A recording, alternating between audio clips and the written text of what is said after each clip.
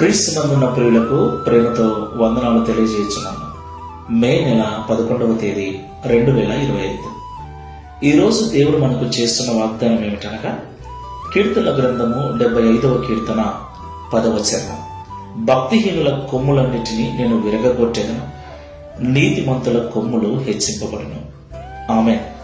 నా ప్రియమైన సహోదరి సహోదరులారా, దేవుణ్ణి ఆరాధిస్తున్న మనలను, దేవునికి ప్రార్థన చేస్తున్న మనలను దేవుడు ఆశీర్వదించడానికి సమర్థుడై ఉన్నాడు. ఈరోజు తక్కువ స్థితిలో ఉన్నవారిని ఎక్కువ స్థితిలోనికి, ఇరుకులో ఉన్నవారిని అనేకులను విశాలతలోనికి నడిపించిన దేవుడై ఉన్నాడు. దేవునికి మహిమ కలుగుగాక. అయితే మనలో చాలా మంది స్థిరపరచబడిన తర్వాత, ప్రార్థనలకు జవాబు పొందుకున్న తర్వాత దేవుని మీద ఉన్న భక్తిని విడిచిపెట్టి దేవునికి దూరం అయిపోతున్నారు, భక్తిహీనులుగా మారుతున్నారు. వారికి వచ్చిన ఉద్యోగాన్ని బట్టి, కలిగి ఉన్న స్థితిని బట్టి వారు గర్విస్తూ ఉన్నారు.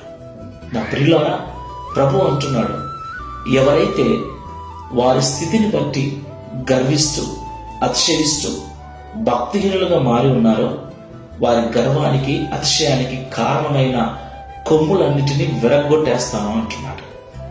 అవును ప్రియులారా, మనం ఏ స్థితిలో ఉన్న దేవుణ్ణి ఎప్పుడు మర్చిపోకూడదు. దేవుని మీద మనకున్న భక్తి మరింత పెరగాలి, కానీ ఎప్పుడూ తరిగిపోకూడదు. ఈ మాటలుంటున్న ప్రియ సహోదరి సహోదరుడా, ఎలా ఉంది నీ స్థితి? కొంచెంలో ఉన్నప్పుడు వినయము, విధేయత. ఇప్పుడు ఉన్నతమైన స్థితిలో, విశాలతలోనికి వెళ్ళిన తర్వాత వినయము లోపించింది కదా, ప్రార్థనా జీవితము తగ్గిపోయింది కదా, దేవుని సన్నిధికి ఆసక్తిగా వెళ్ళలేకపోతున్నావు కదా. అది నీ స్థితిని బట్టేమో, నువ్వు కలిగి ఉన్నటువంటి ఉద్యోగాన్ని బట్టేమో. జాగ్రత్త, ప్రభు అంటున్నాడు, నీ కొమ్ములను విరిచి వేస్తాను అని. ఇప్పుడే దేవుని సన్నిధిలో మోకరించు. మొదట నీకున్న విశ్వాసం, ప్రేమ, భక్తి ఇప్పుడు ఎలా ఉందో ఒకసారి పరిశీలన చేసుకొని, ఒకవేళ తగ్గిపోయినట్లయితే దేవునికి క్షమాపణ చెప్పి మరలా నీ యొక్క విశ్వాస జీవితాన్ని, భక్తి జీవితాన్ని పెంపొందించుకో. ప్రార్థన చేసుకుందాం. ప్రేమ స్వరూపుడ, పరిశుద్ధుడా, మీకు వందనాలు చెల్లిస్తున్నాము తండ్రి. మా యొక్క ఆత్మీయ జీవితం ఎలా ఉందో మమ్మల్ని పరిశీలించుకునే విధంగా ఈ ఉదయకాల సమయంలో మాతో మాట్లాడినందుకు స్తోత్రాలు.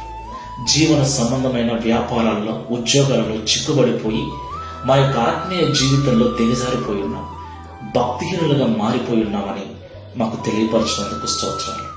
ఈ ప్రార్థనలో ఏకీవిస్తున్న వారిలో ఎవరైతే అలాంటి భయంకరమైన భక్తిహీనతలో ఉన్నారో వారందరూ తిరిగి భక్తిలో పునరుద్ధరించబడటకు సహాయం చేయమని, తద్వారా మేము హెచ్చించబడినట్లు కృప చూపి ఈ వాగ్దానమును మా అందరి జీవితంలో నెరవేర్చమని యేసు నామములో ప్రార్థిస్తున్నాము తండ్రి.